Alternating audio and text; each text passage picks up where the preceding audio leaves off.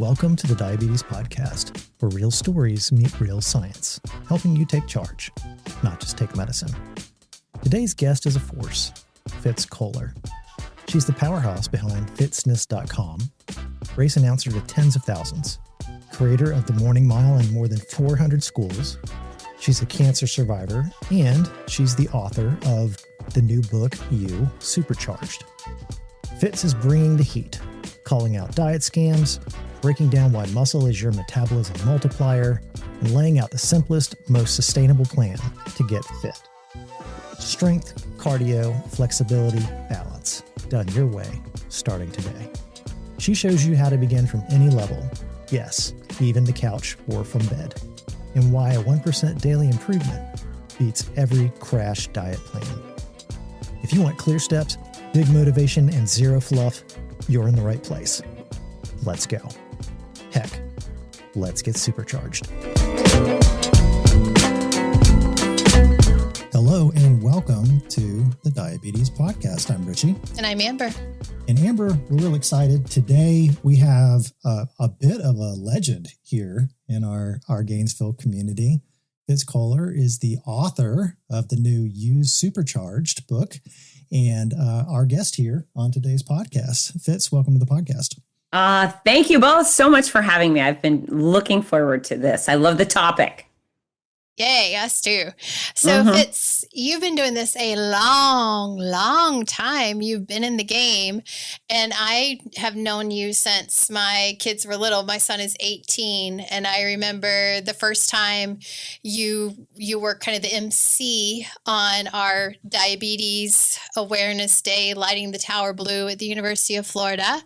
That was 14 years ago, somewhere At in least. there.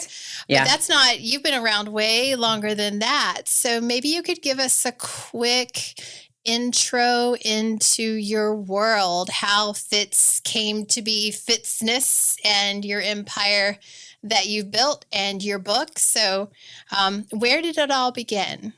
The abridged version. I actually started teaching fitness at 14. Blew my knee out playing soccer, had surgery, went to therapy. That therapist told my mom, you better put her in a gym, keep her strength training or she'll re-injure the leg. So I started going to Spa Lady in Fort Lauderdale and fell in love with exercise. I loved taking classes, and I was working at a Cinnabon, the opposite of teaching fitness at the time, in the mall. Yeah. And thankfully, my manager was Maine, and so I quit. And then I applied at the gym, and they said, can you teach a class this week? And I was like, sure.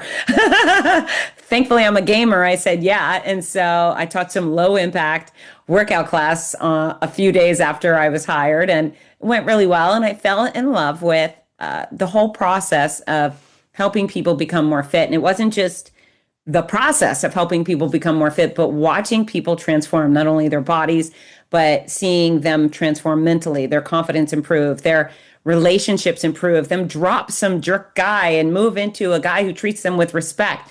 Watching these people excel professionally, it really was eye-opening. And I thought, I love this. I want to be a part. So I continued teaching fitness. In college, I started teaching on television, writing articles. I taught in about 17 countries before I graduated from the University of Florida the first time. Okay, how does that work? Because I've been in college, University of Florida. I was not teaching in 17 countries. Like, I taught some Billy Blanks back in the day, kickboxing. Yeah. But like, how do you get into 17 countries? What was that? Yeah, so I was hired to be the fitness director on the nicest cruise ship in the world, the Crystal Harmony. And we sailed from New York to France, England, and then we'd we stopped in every country in Scandinavia, Russia, Estonia. Sometimes we would do little exhibition fitness things. So after that, I worked in England and Puerto Rico is not a different country really, but there's been a lot. There's been a lot of opportunity. But yeah, so I was already doing so much within fitness. I decided to make it a career. So stuck around. I got a master's in exercise and sports sciences. And really, it was the work in television that grew my passion for mass impact. I went from a girl who did a lot of personal training, taught group classes like your standard fitness professional. And then once my show, Cardio Jam, started airing, strangers started approaching. And that's when they would say, are you Fitz? And I'd always say, yes, I am. And they'd say, I love your show. I work out with you every day. Or whenever you're not on, I record it. I'm still working out and I've lost 17 pounds. Or thanks to you, my back no longer hurts. And amazing. yeah, that's the feedback I had been getting all along. But then to get it from strangers who I'd never met, I thought, wow, I could help strangers. Like I could help. At that point, my show was airing throughout Florida, and I was thinking, wow, I'm helping people all over the place. So I just became addicted to that. And so, working with one person or a smaller group, I do on a rare occasion, but it's just unsatisfying to me because my craving is millions every time. And I don't always get millions, but I aim high and I rarely fall too short. So yeah, my career has evolved since then. Mass media has always been the focus.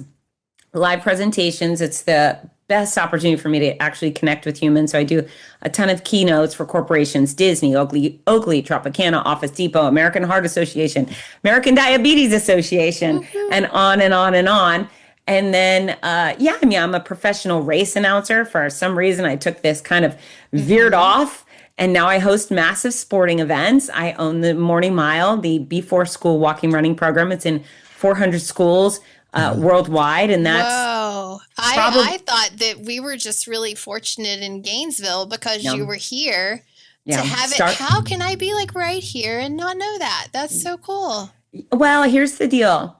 The kids are the star of this show. So I try not to ever take the attention off of them and what they're doing. And so the behind the scenes is me, implementing dozens of programs in Chicago and California and Texas and all the things. But also, fitness, I'm inevitably, inextricably connected with my brand, right? I'm the voice, the face, connecting with you. But with Morning Mile, a lot of people have no idea I'm behind that program, which is just fine by me. But that's probably one of the most impactful and important things I've ever done. And then, of course, I've got my 5th book out. And So before we get into your book, because I want to get there, let's park for just a second on Morning Mile. Because 400 schools, what had you say this needs to be done? I want to be a part of this. And how did you grow it?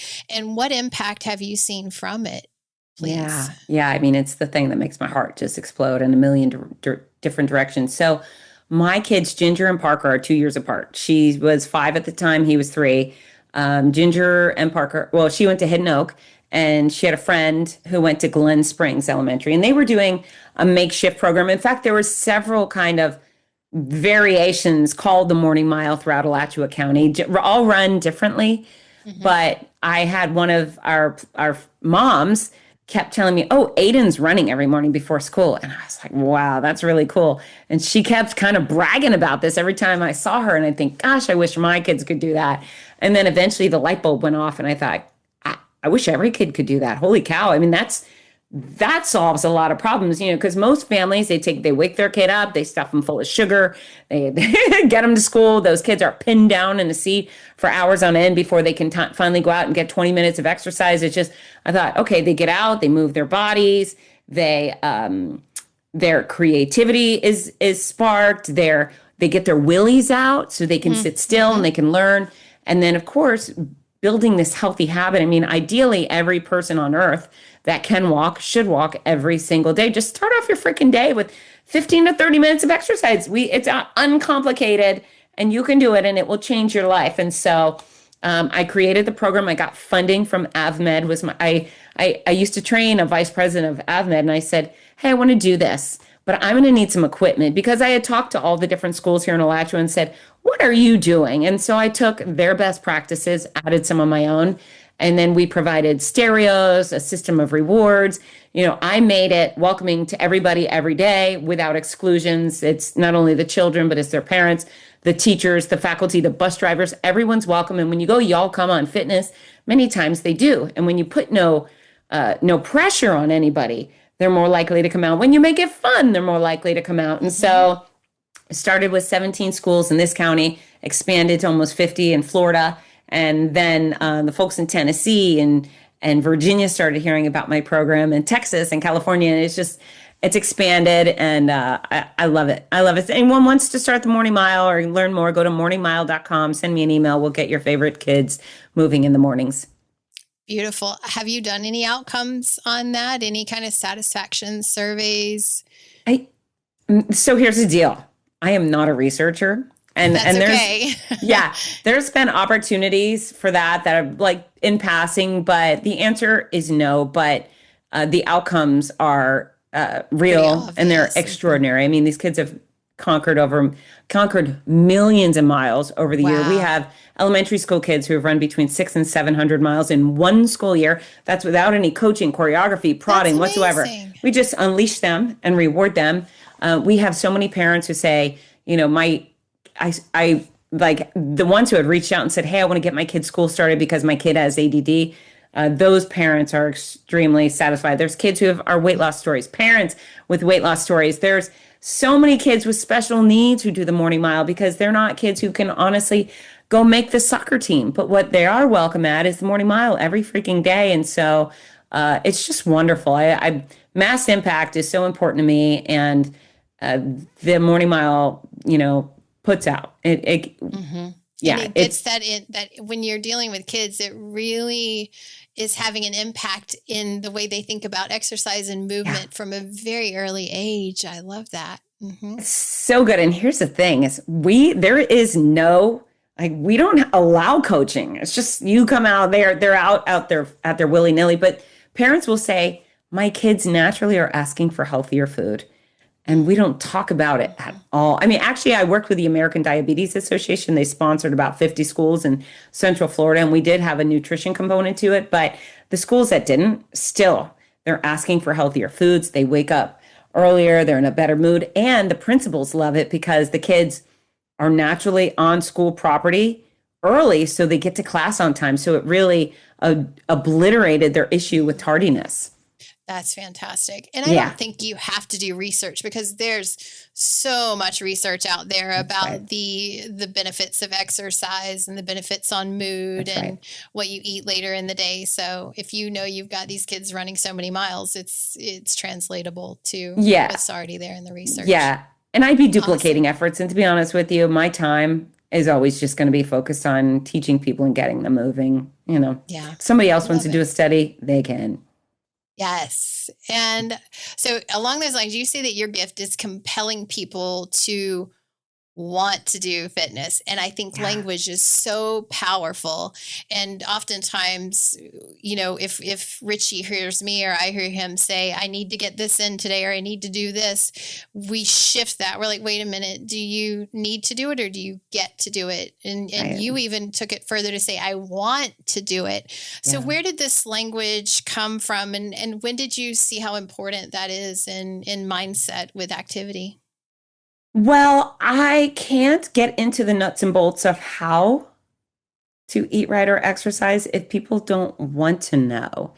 You know, so when I am brought onto a stage, sometimes my topics are a little more inspirational and community focused, but there's always some element of an organization wanting me to elevate the overall health and well-being of their teammates, right? And so if I start off by saying, you know, let's talk about the benefits here. Why would we do something like this? Why would we even bother exercise? And then people start throwing out me, well, I want stronger bones and I want more energy and I want to sleep better and I want to be confident and I want to have better sex and all these things and I want a better job. They throw out the list of why. And I say, okay, well, what else can provide all of these things? Like this is a huge list that fitness clearly does and can provide. What else can provide all of these benefits? And then the room goes silent. Yeah. There's a lot of, it checks a lot of boxes with what its ability to do is, for sure. Yeah. And so then I say, well, do you want these things? And we're like, yeah, hell yeah, I want those things. And so then they listen to the hows and they're willing to take a kick in the can and a poke in the chest and some tough love as I lean in and let them know these things are worth fighting for. And the consequences of not doing what I tell you to do can be just as severe. So this is severe goodness over here. If you ignore what I'm suggesting, the alternative is pretty bad. So yeah, you got to compel people because I mean, nobody is ever ever made any change unless they had put their foot down. And I get so many people like that. We call them ask holes. Ask holes. So they'll say, Fitz, how do I lose weight? Blah, blah, blah. I'll say, okay, here's 30 minutes of my time. I'm going to tell you. And then they go home and they do nothing. So how do you convince people that they want something bad enough? And it's usually them convincing themselves that I can no longer live in this body the way it is. I cannot suffer this much. I cannot lose my vision. I won't lose my feet. Whatever it is, I'm going to make change.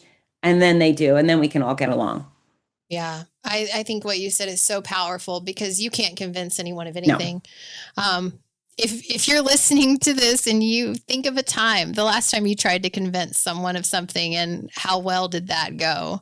And I'm willing to wager that it didn't go too well. Yet if you inspired them, if you enabled them to think differently, to see something from a different perspective, that's where people are able to change. But it has to be their identity. It has to fit with their identity and their willingness to do something different. I love it. Okay, so with our population, we have a lot of people who are just kind of stuck in inertia. Like, I don't know where to start. I haven't exercised in years. So in that patient population, what does day 1 look like versus day 7 or day 30 and beyond? Yeah, so wherever you are, you just can't be anywhere else right now, right? You have to start where you are. And if you're not in great shape, okay, so be it. Maybe I'm going to just call it spilt milk at this point. We can't undo yesterday's behavior. So we can't undo that. And you also can't be some sort of fitness superstar tomorrow. So where you are is where you are. And we start there. And, I start by saying, control what you can. Can you move your body? Can you choose healthier foods or say no thank you to the unhealthy foods? Yeah, you probably can.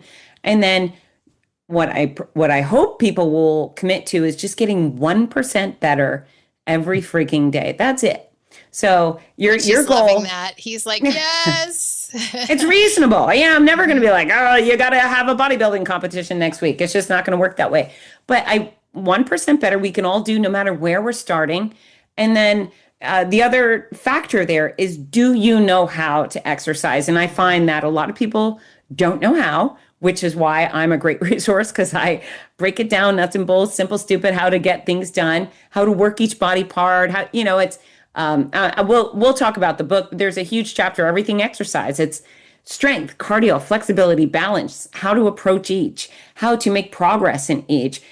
Frequency, intensity, time, type of exercise, how to vary it. People don't know those things. And they're all very important. Yeah. They're very important. And it's also not very complicated, too. I tell people all the time, I have a master's degree in the most simple, stupid science in the world. It's also not that complicated. So, diabetes drugs, pretty tricky. Managing insulin, kind of tricky. Exercising your body, not so much. And I promise you, I can convince you that it's a simple process. And then the other thing is, there are so many bad guys in the fitness industry. And I'm a real vocal opponent of these vultures, these snake oil salesmen, these people that I would like to walk in a line and punch each one of them in the face, because they have made fitness complicated. They have made weight loss complicated. They have sold their lies. They have tricked, fooled, scavenged you from your hard-earned money. And because of that, you're like, well, nothing works. No, the most simplistic efforts do work, but instead they've convinced you to spend all this special money that you've made on quick fixes that don't exist. So the reality now, there are some pharmaceuticals that can help you lose weight. That's a new thing. And great, kind of, maybe, I don't know. Could be good, could be bad. To tack on to that, Fitz, it's not a new thing. That class of medications, glucagon, like peptide 1 receptor agonists, they have been out since 2005. So 20 years these have been on the market, but they have not been marketed until recently, because there was a shortage, which allowed compounding of these, which, in other words, it allowed an open door for the supplement industry to come in, whereas before it was all pharmaceutical regulated. So then the marketing just explodes because the regulations on the marketing are not there. But yeah, it does have some, back to your point, it does help in some instances, but so does exercise. So take us into that. Well, here's the thing, with the supplements, as you said, it's completely unregulated. And so they can lie straight to their teeth and there's no consequence for it. So, and do. It's not just that they can, they absolutely do. Boy, do they ever. And so if I presented anyone out there in our audience and said, here's an apple, we would say, okay, thank you for the apple. Apple is healthy. It's 80 calories, whatever. Now, if I gave it to you and I said, give me $3, this is a weight loss apple, you might look at me and say, sawed off, Fitz Koehler, that you're lying. There's no such thing as a weight loss apple. Ding, ding, ding. Came from the Brazilian rainforest, and it was grown with this special. We put these minerals in the soil that make this apple a weight loss apple. Fitz. Ding, ding, ding. There is no such thing as weight loss apple. There's no such thing as a weight loss shake.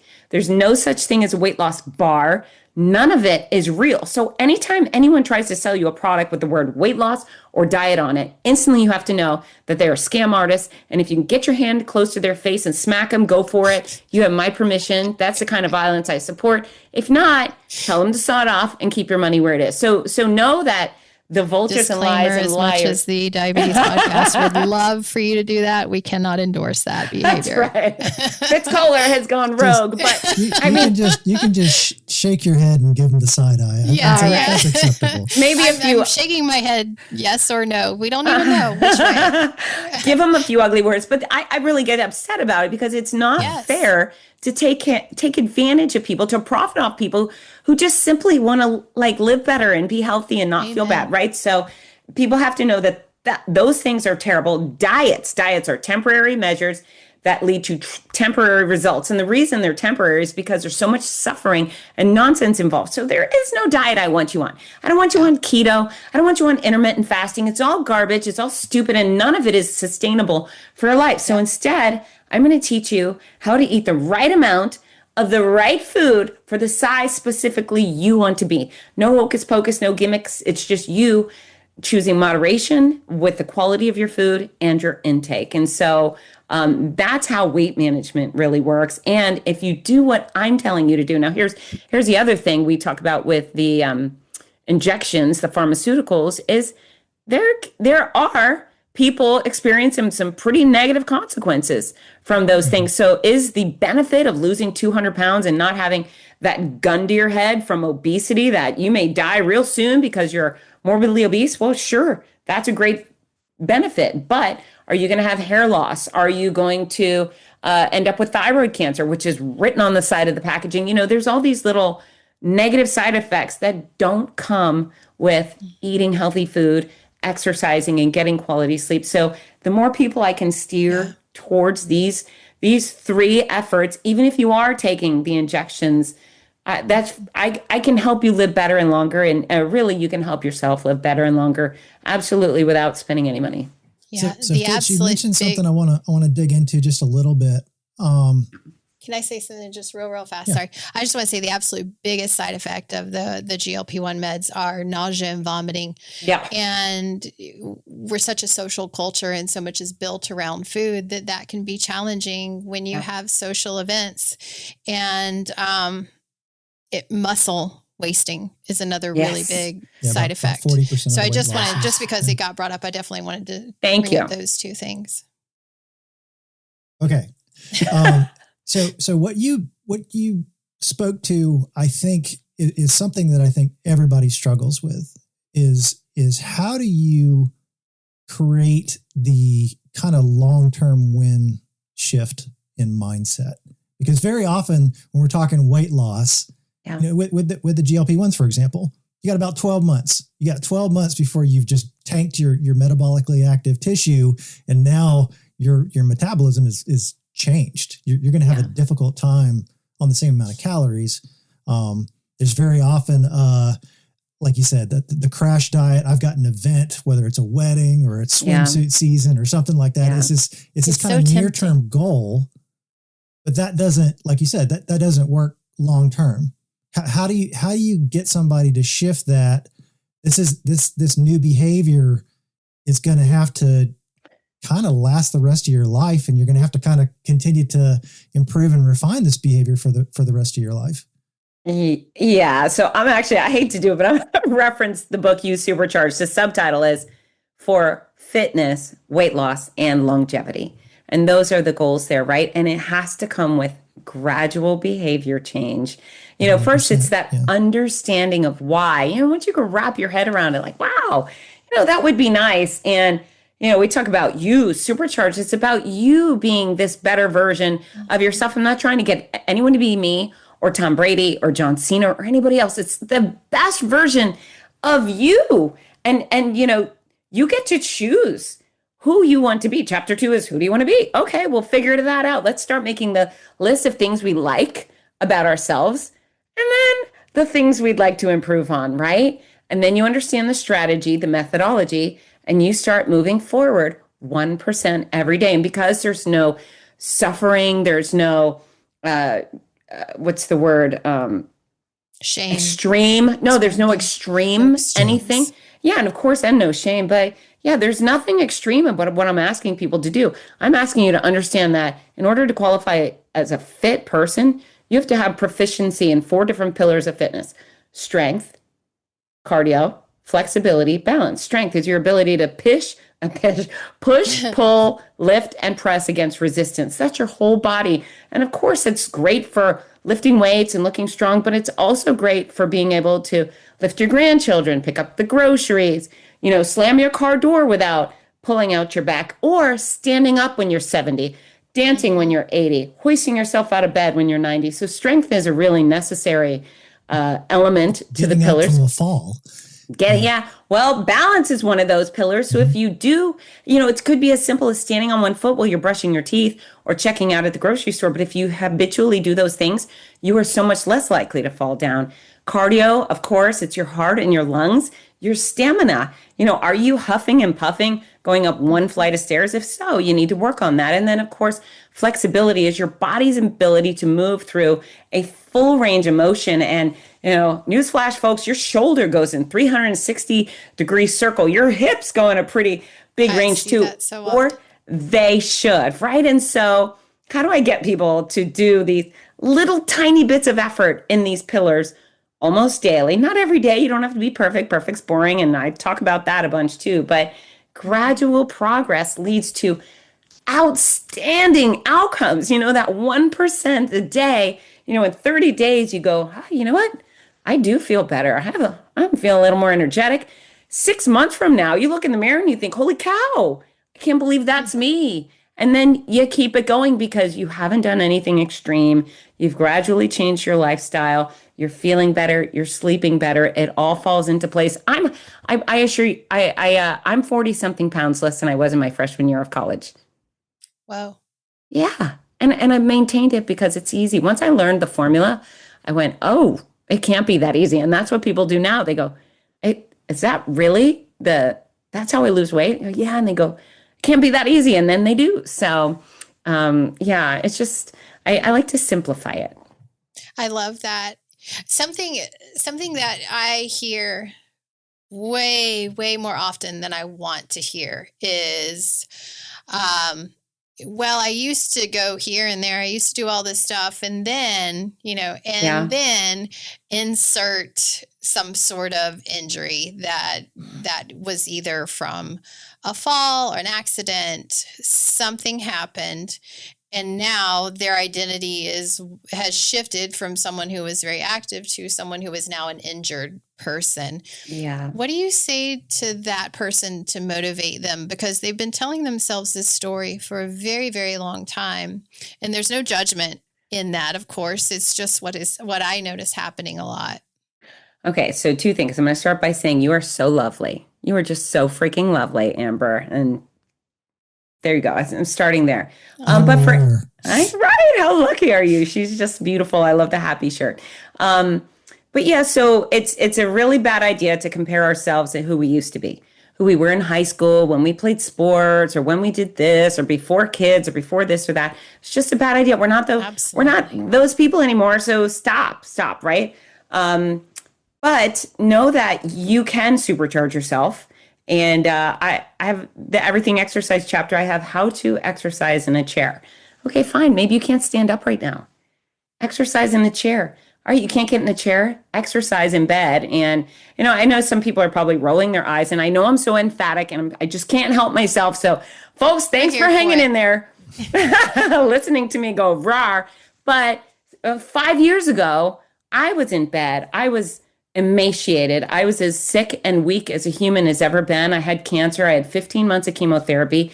I'd completely wasted away. I remember seeing you with no hair. I Yep. remember that. I Yep. remember just a warrior against cancer. And it was breast cancer, if I remember correctly. Correct. And my Sorry. treatment was brutal. It was awful. And there were so many days where I worked, I still traveled and did all my race announcing and stuff. But when I'd get home, it was just, I could, if someone didn't bring me a drink, I wouldn't have had a drink. I mean, I was in that bad of condition. And, but I would do leg lifts. There were times where I was like, oh my God, I'd see pictures of me. Your phone is always reminding you of this last year you did this. And I'd look at a picture of myself. And I remember at one point being like, I used to be cute. Like I never thought about my appearance so much, like I'm a cute girl, but sitting there gray and bald with no eyelashes, I thought, oh boy, I was really pretty last year, and then I'd see myself out having fun and I'd think, I wish I could go to the beach. I wish I could go have fun. And I just wasn't able to do the things I was able to do before. So I did what I could at those moments. And those were the moments where I'd lie in bed and I'd watch The Walking Dead and I would do leg lifts, right? Or I would stretch in the shower. You would leg lift away from the zombies. Yeah. Some terrible TV I watched for a long time. But yeah, I just did what I could. So folks, if you're feeling bad and your body doesn't work the way it did, okay, you are where you are. Let's do what you can. I have a friend from high school who we connected about a year or so ago. I didn't really understand how dire her situation was, but she's obese. She told me she lived most of her days in bed. She had a walker. She would go from bed to the bathroom and back.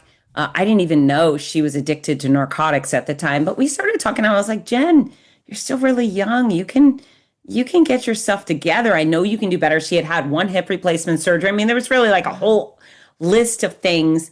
And I told her about the leg lifts in bed. And she didn't have cancer, but she bought my book, Your Healthy Cancer Comeback, which has all the exercise know-hows basically for someone who's enduring hardship, right? Mm-hmm. And so she started doing those things. She's lost 60 pounds. Wow. Now. I mean, she's not running marathons yet, but she's up in her walker and she takes her own trash out and she's out living her life. She goes to the diner and she's living her life to the fullest again. And so, even if you're in a really dire predicament right now and are diabetics, I know there's a lot of difficulty that comes with this very mean disease.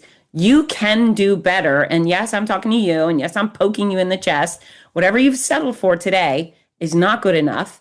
And you have an obligation to this singular life you have to step it up and start figuring it out how to get some exercise in, how to alter your eating habits so you can feel better and function better. And man, you can turn the days in front of you into really, really good ones and start building so much more fun and self-esteem. Wouldn't it feel nice to wake up and just feel good about yourself? You deserve that. Yes. And I think when you said how, you do that, you really have to figure out how, like that is your job. And if you don't know how, and there's a lot of reasons why that would be, the supplement industry, all of the information that's out there and having to sift through information that's helpful versus neutral versus harmful. Yeah. But I think if you find people that have been in this game, if you will, people who have been doing it, who have been living the life for decades, you don't get to that space resting on your laurels and not helping other people, especially. Right. So I think that's so powerful. What you're saying is if we are so blessed to be able to move and dance and have this knowledge, we have to share it. And I think that sounds a lot about what's motivating you and pushing you and why you have this book, You-Supercharged, because it is you getting supercharged. Like, buy your book and supercharge up, and you have all of the step-by-step no matter where you are. But it sounds like if somebody is really more bedridden, they could pick up your other book that they might not have thought was really for them, because like your friend, they don't have cancer, but it seems like a good start for that person. It really is. I mean, I think the next book, God help me, I keep writing these books, but the next one might just be Health During Hardship. But if you can scooch past chemotherapy, radiation, and just, the messages are really relevant to anyone going through health and, sickness or injury and so forth. But, it's interesting. I have worked with world-class athletes. I have worked with some of the finest humans on earth when it comes to athleticism. Abby Wambach here in Gators, and some professional kickboxers and marathon runners, etc. However, one of the priorities in my fitness world, and of course in this book, was not to overcomplicate things. So there's over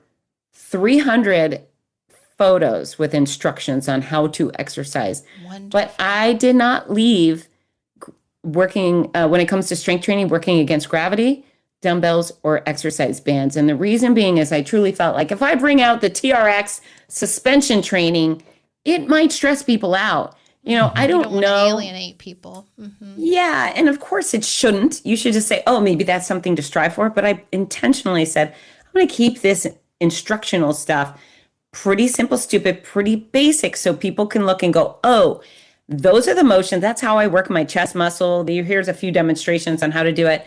Okay, now I understand how to work my chest. Oh, this is how I work my low back. And so instead of adding all the cool, fun trickery I know in the gym and really showing it off, I thought I'll leave that out. There's some Instagram reels for that stuff where people you want to go even deeper. Fine, I've got it for you on YouTube. But if anyone is out there and they're just really unsure of how and why, I'm your girl. I really want to help those. And I'll tell you, I'm not a salesperson. I don't like selling anything, but I do feel like if I don't really push the envelope with this book, then I miss the mark. I miss the opportunity to help people who really need the information. Yeah, and I also believe it's your mindset around what is selling. To me, selling is not used car salesman. It's all about me and my benefit. It's more about, I believe that I want to sell people on the idea that there is something different for them. There is a healthier life. It's not, well, this is my life now, and I'm just old, and I guess I'm always going to have the cricketies, or the crickets. I'm gonna, but that, like, there are options, and to help them realize their full, powerful identity, their supercharge, if you will. Yeah. So with that, so you just shifting a little, you emceed how many thousands of races? I'm not going to make you say that number, but how can non-runners use a very positive race community, like that energy that's around that community, and especially a race itself? How would you recommend they kind of get started, or just maybe not even ever attend a race, but embody that kind of energy of community and do that without being able to run necessarily? Yeah, so the racing community, and I use that word racing very loosely, is a very special group of people. I'll say that it's the largest group of athletes in the entire world. I mean, let's think about maybe the Buffalo Bills can fit 50,000 people in their stadium, and they're very proud of that. They're fans. The running and walking industry is the only sport where 50,000 people can line up and be an athlete for the day. So it's huge. And there are races going on in every small and large town all over America, all over Canada, all over the world, every weekend of the year. And so it's abundant. It's affordable. You can do some walking or running events for free, and some are, $10 to $20, and then it goes up from there. But I want people to know that you do not have to run ever at a running event. There are no races that require running. In fact, some people walk the entire Maybe way. Boston or, the qualifying times Nope. races. Oh, you Nope. could still do this? Absolutely. So for Boston, I'd say 90-something% of the athletes do qualify by speed. But if you're a race walker and you can go real fast and meet the time, then good for you. And then there's charity runners. So people who just, their commitment was to raise $5,000, $10,000. And then you can show up. I mean, some people are finishing Boston in 12 hours, right? So if you go on their social media channels, the day of the marathon at night, you'll see these, we're going to call them proud slowpokes coming across the finish line. Some of them are using walkers. Some of them have some sort of disability, but it's really emotional and very celebrated. So know that the walking running community is not scary. We do have some real fierce athletes up at front, and good for them. Nice to have something aspirational. Good for them. But then there's the rest of us. And I'm very much a middle of the packer. There's no speed in me, but I go the distance. And then there's a whole bunch of people who are very overweight. I've seen people with 0 legs do races. I've seen people who can't move their body intentionally at all participate. So we have racing teams. We have teams like Ainsley's Angels and Team Hoyt, where there's an able-bodied athlete push an athlete in a chair. We have racing chariots. We have chair divisions where folks can propel themselves forward using their arms with hand cycles or push rims. So it really is something everybody should take part in. I'd say shortest distances are like half a mile or 1 mile.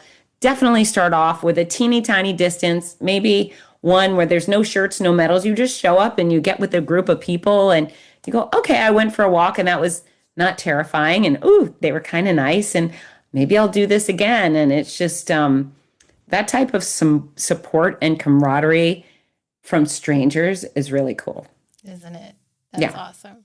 Yeah. Now, usually I'll sign up. So we have Florida Track Club, and that is if you're a member, which is a nominal fee.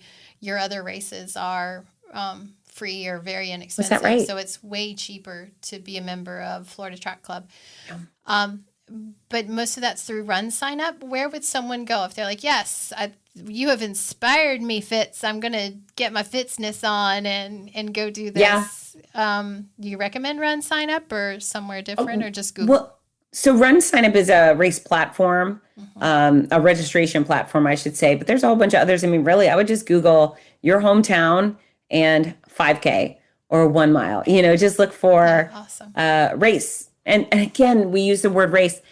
You don't have to race. I mean, you could go as slow as humanly possible, trying not to win, and that's fine too. In fact, we tend to celebrate the back of the packers a little more loudly than we do the front of the pack. Because you're done. You're like, yay, I'm through with my race. I can celebrate others. Yeah. Yeah, and we respect it. You came out, you tried, you conquered.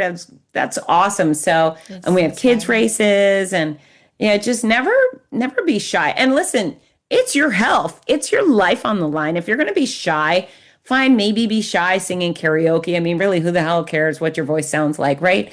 But when it comes to fitness, do not let fear dictate your outcomes. Don't be afraid to go to a gym. Don't be afraid to sign up for a race. Don't be afraid to try pickleball or dancing or whatever. Just know that it's all positive. And when I'm driving down the road and I see that dude who's always out there with 2 knee braces and 2 ankle braces and he is a gait like a cowboy, and I don't know how he does it, but he does, and I've got nothing but admiration for that man. So, be a scrappy person. There's a lot of pride that should come with being scrappy and gritty and figuring it out. Inspirational, like you said, like just so you're like, and I've seen like that's not my motivation, and it depends on the person, right? Whether how intrinsically motivated you are versus extrinsically. But I've definitely talked to people that have seen other people racing, and they're like, if that 85-year-old grandmother can do that, then by golly, I can too. And it's like, whatever motivates you, we don't care. That's right. Just get out and do. Love it. It. I think Richie had a story about that when he did like a short triathlon. What was it called? Like a half triathlon? I just did an Olympic distance. But yeah, wow. I had grannies smoking me left and right. I know. I was like, Yeah. maybe I missed Richie at the finish because there was this like 87-year-old lady just trucking. And I'm like, surely she didn't beat Richie. She did. Sorry, Richie. Yeah. I don't mean to it's just cool. totally It's cool. emasculate you. It was a So humbling- sorry. I would like to think that she was an elite grandma. That's right. They That's right. exist. Oh my gosh. But they no, definitely yeah, exist. she I've met many. Yes. came away with a lot of respect for our elder athletes. So when I was a month out of chemo, I did a Spartan 5K. I just was like, I got to go do it. And I did it. It was fun. That's a race where you can take as much time as you want. You try an obstacle. If you fail, fine, keep going. No big whoop. And I had so much fun. So I got a little cocky. I was like, you know what? There's a super sprint triathlon in Claremont. So I'm going to go do it. And so took my bike, went on down there. I was the first person in the lake. And I was the last person out of the lake. There was hundreds of people. They all passed me while I was practically drowning, even though I'm a strong swimmer. Got out, rode the bike. At the end of the 11 miles I had to bike, it was an uphill Lost me there. road, and I couldn't move anymore. I had to dismount the bike, and I was hyperventilating so bad. Some volunteer came over, and he was probably looking at me being like, why is this thin woman so out of shape? I had the cops behind me with their lights on, if folks don't know, when you have a big race, you send the police out to follow your final finisher to make sure everybody gets back safely. So I couldn't talk to him. I couldn't answer. I'm just standing there holding my bike, hyperventilating with this cop behind me. I finally was able to get it together, walk up the hill, walked most of the walk, and I was the dead last finisher of the day. Now, it's interesting how some people are so embarrassed, like, oh my God, I'm going to be last. I have never in my entire life been so proud of myself. Yes. I was, again, the final person out of all the people. I got passed by pregnant ladies and elderly people and children and obese people. And there I was, dead last. And I was bursting at the seams. And so it doesn't matter. It's just you get out and you go and you do the thing. You pat yourself on the back and live better for it, right? Yes. And I love how you brought that home, because when you were talking about not being able to move and being the last person with the plan, I'm like, we just convinced people to race and now we're deconvincing. No, it's just it was so good. Yes. Awesome. Okay. So when we talked earlier, you said that muscle was free medicine for people who have diabetes and people who are interested in shedding some excess weight or visceral fat, especially. How do you sell strength to someone who has never lifted? Okay, so my question I start with is, on any given day, doing any given thing, would you rather be stronger or weaker? Whoa, that's a powerful question. Is there anybody on earth who was like, you know what, for this particular thing, I'd really like to be super weak? There's no benefit to weakness, folks. And so strength, the benefits of strength are not only your ability to lift, press, push, pull against resistance, to do the things you want to do, to be powerful, to be resilient, to be able to lift your own body, not to mention all the other things. Strength training also increases your bone density. And so I would love to see a study done between our moms and our daughters. When our moms were younger women, they were not encouraged to strength train. In fact, I remember my mom telling my sister she could not take weight training in high school because she didn't want her to be a bodybuilder. And so my mother has severe osteoporosis. She's broken a lot of bones. She pretty much shatters anytime she bumps into things. Strength training builds your bone density. And so all of us, men, women, our testosterone will start to drop. Our testosterone and estrogen start to drop in our 30s, and that makes us more at risk for losing bone density. You can fight that, and you should fight that, because if you trip and fall at 65 or 75 or 85, you also may have the black eyes and the concussion and the broken hip that inevitably leads to your death 3 days later. And nobody wants to die of a broken hip. That's a really pathetic, stupid, embarrassing way to die. There's a bunch of heroic ways to die. broken hip is not one of them. And so, and it's a major, major one for women. The statistics around Yes. a broken hip, Oh. the statistics of you're going to die within a year of breaking a hip are, I think it's like 80%. It's ridiculously high. And don't quote me on that, but that's what I seem to remember. it's so preventable. And so muscle mass, it's important to do the things you want to do. If you are stronger, if you have, stronger, more capable muscles, you are less likely to have sprains, strains, and tears. So that's all those orthopedic issues nobody wants to deal with, all the pain and suffering, all the disc issues in your back because your spinal column wasn't well supported. And so too many people fear that they will look bulky if they strength train. And it's almost like saying, if you go for a 1 mile jog around your neighborhood every day, you are accidentally going to turn into a world-class marathon runner. Folks, you will not turn into a bodybuilder if you go to the gym and you lift some weights or you use a machine or you do push-ups or squats or lunges. All you will do is benefit your body, make yourself more capable, more powerful, less prone to injury for your bones and your muscles. And then here, check this out.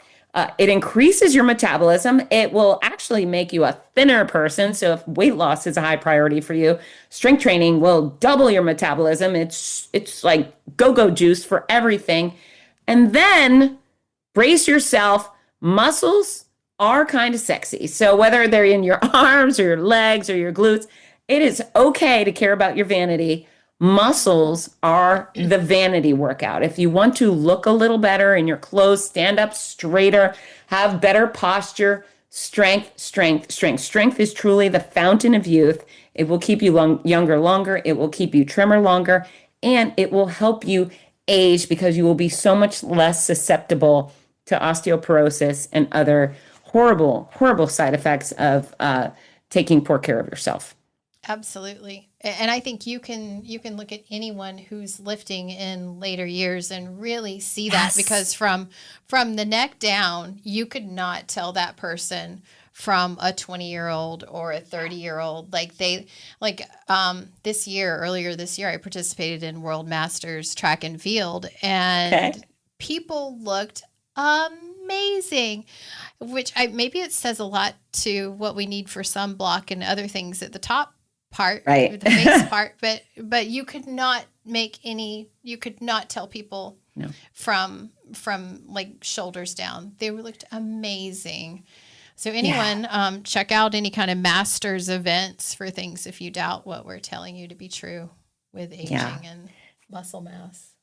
I have a boyfriend in California. He's 90, and we've declared him to be my boyfriend. His 75-year-old wife doesn't mind. But man, he's strapping. I mean, he's 90 and he's just strapping, and all of his efforts with this lifetime of fitness has really paid off. And then we also think about your traditional 90-year-old. They're hunching, they're scrawny, they're frail. Does anyone want to be frail? I've been frail. It's freaking terrifying. I never want to be frail ever again. It really is so stressful. And if I happen to be frail and 90, oh my gosh, and if I had some mental decline paired with frail, hoy. So please, you can fight this. You guys have so much power. That's the thing is, and I'm emphatic. I know this. I'm a lot, but I so desperately want everybody to believe in the power they have in their own actions. And again, it doesn't have to be outrageous effort, just consistency and care. And it's never too late. Never. Like really, I don't think you could say that enough, or I could say that enough about how there is no, it's too far gone. That just does not exist. Even if it really feels that way, even if it's really, really challenging, like we're not saying that it's going to be easy. Right. It's like that simple but not easy piece. Wow. It's, it's choose your hard, right? So do you want the challenge of showing up at the gym or just going for the walk every day and doing some crunches? Or do you want the hard of not being able to stand up, and the hard of trying to rely on other people to get your groceries, and the hard of living in constant pain? I mean, we've got choices. Choose Boy, that wisely, folks. activities of daily living piece, Yeah. when you say choose your hard, is huge. Like your activities of daily living are like going to the bathroom, getting up and down off the floor, being able to bend over and pick up stuff, getting groceries. Like those are huge.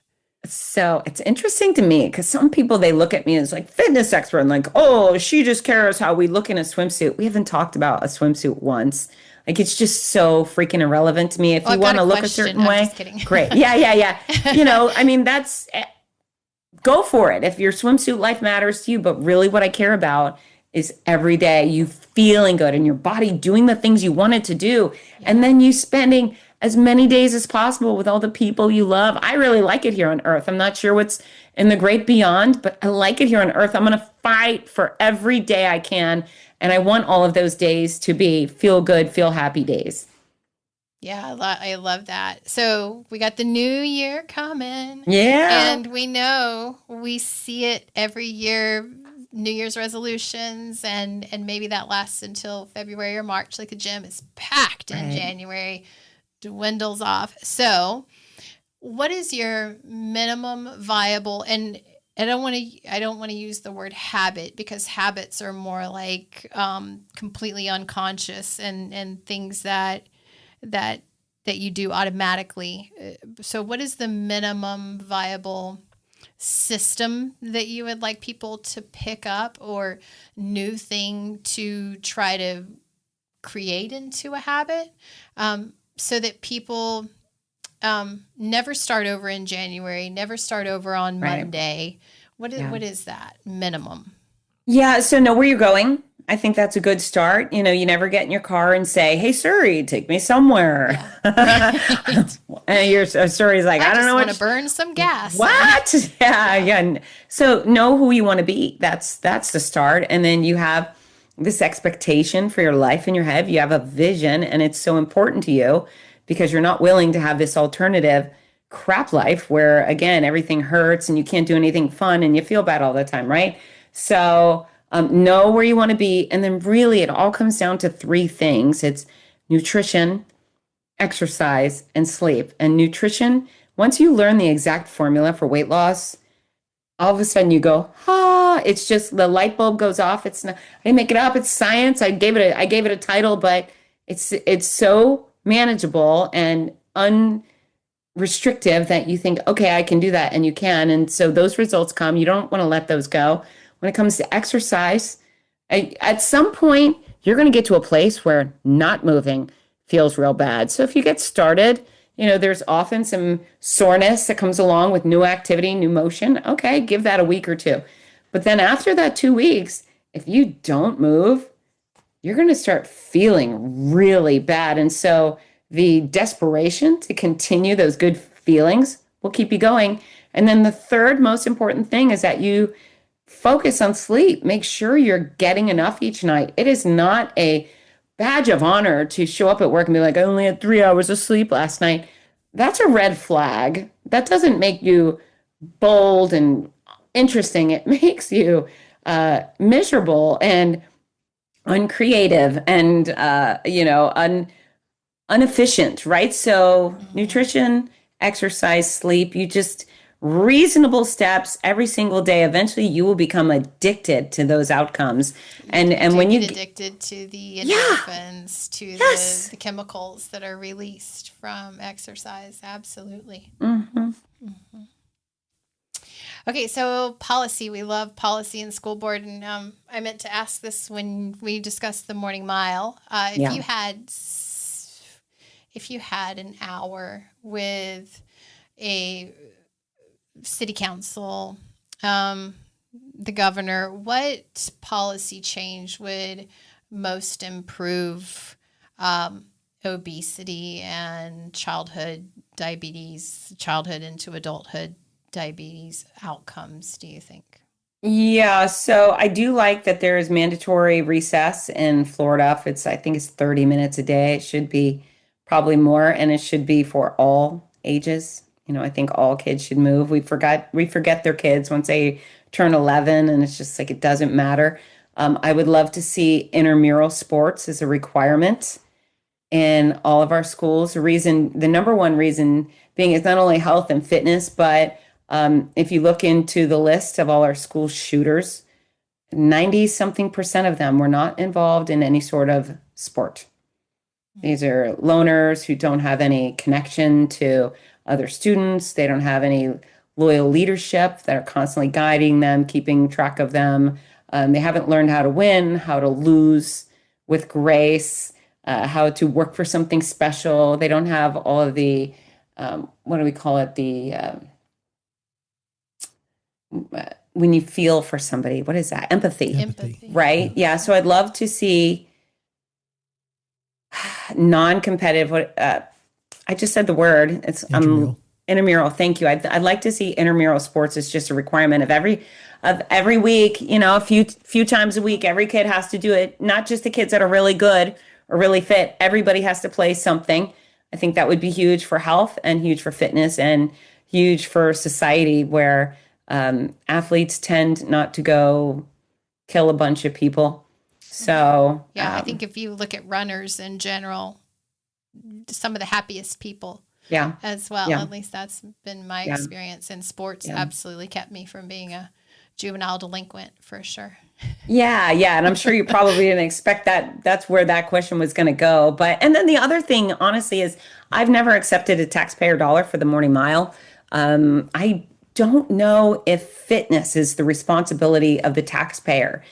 So, if I met with the governor, I'd say, man, put me in touch with a big donor who would love to put his brand on a quality fitness program that is changing the lives of so many, because those parents for sure are going to be loyal to the company that is sponsoring this morning mile program. So I'd very much love to work with the state and national leadership on some of these efforts. I haven't made the connections yet, but between the private sector and some public sector initiatives, I think all of this is very solvable.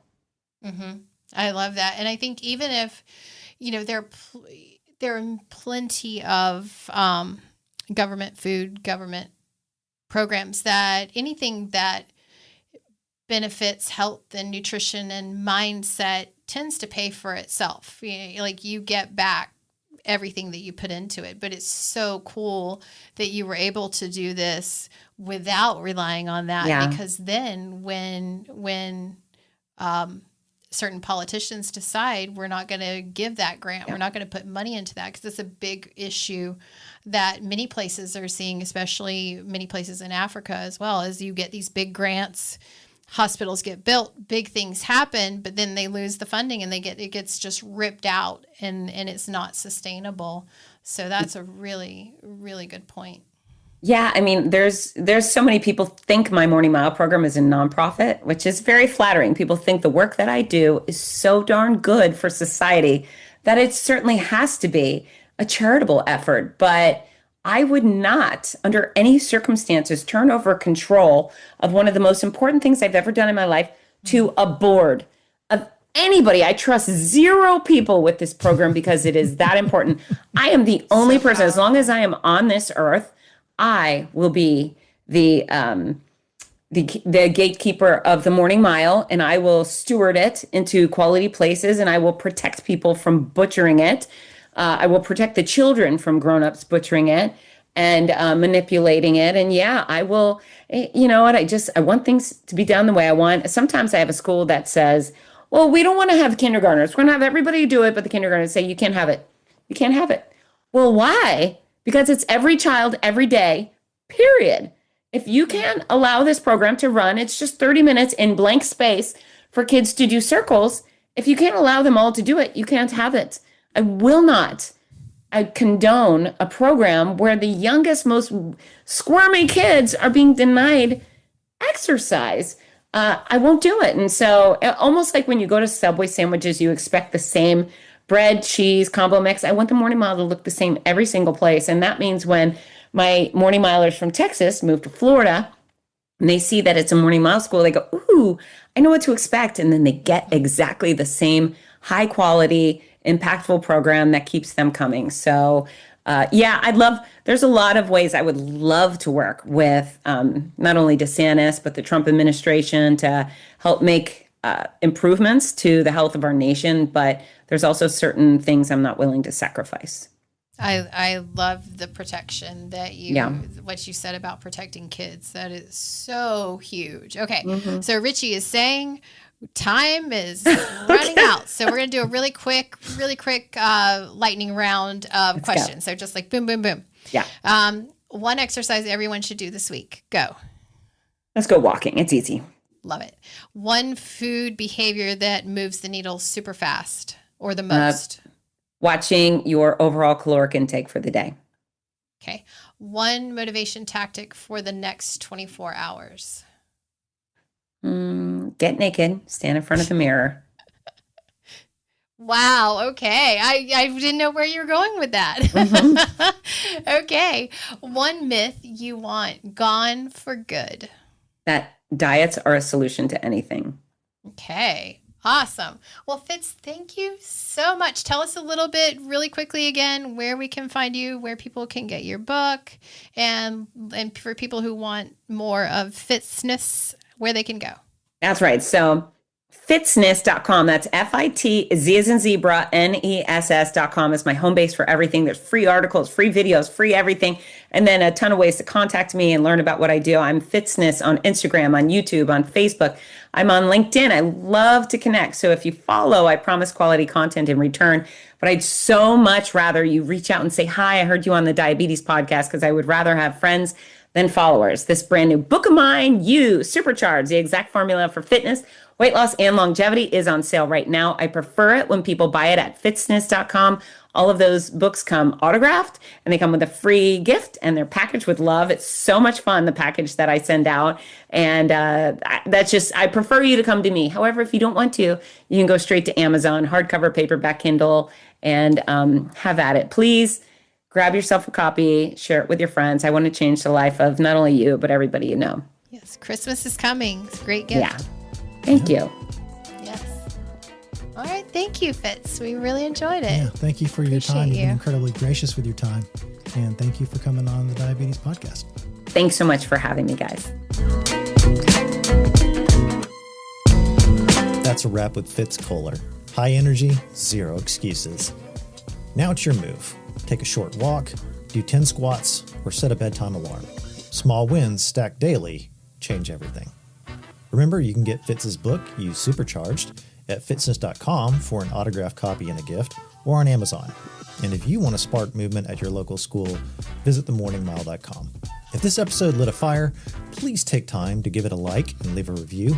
This really helps to promote and sustain this free podcast and to get the word out to the millions of people worldwide that are struggling with type 2 and prediabetes, letting them know that remission is possible if you take action today. And if you have additional questions or need additional support, reach out to us at support@empowereddiabetes.com. Until next time, take courage. You can do this, and we can help.